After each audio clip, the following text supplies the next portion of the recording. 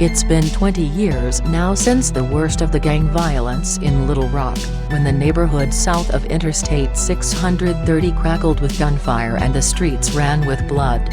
In those days, Little Rock was very much a city of nations, each invisibly bordered, each with a standing army ready to die to keep their territory unmolested by rivals.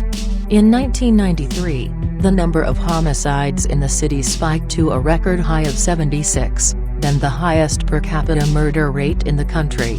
Most of the dead were young black males, most of them shot with handguns, many of them killed either while protecting gang territory or conducting open-air transactions for powder or crack cocaine. Around the time the murder rate hit a peak, a crew with HBO came to town. While HBO's original plan was to show gang life in multiple American cities, when the crew got to Little Rock, the magnitude and diversity of gang life they saw here convinced them that this was the only stop they needed to make.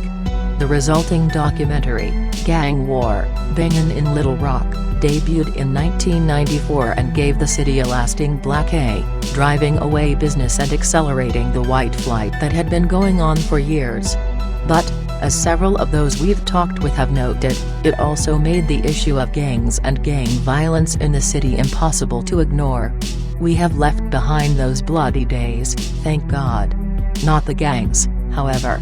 The Little Rock Police Department's chief gang intelligence detective says there are currently over 24 active street gangs in Little Rock, including the vast majority of the gangs that filled the city's most desperate neighborhoods with death in the 1990s.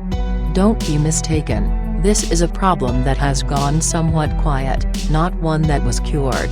History is not required to be pretty. It's usually anything but. Whether we like it or not, the gangs of Little Rock stitched themselves into the historical fabric. Before more time and memories slip away, we decided to go and seek out some of the people who lived through those bloody days. What follows are digests of over 15 hours of interviews with key players, prosecutors, law enforcement, community activists, the gang members themselves. Every one of them, in his or her own way, is a survivor of terrible times.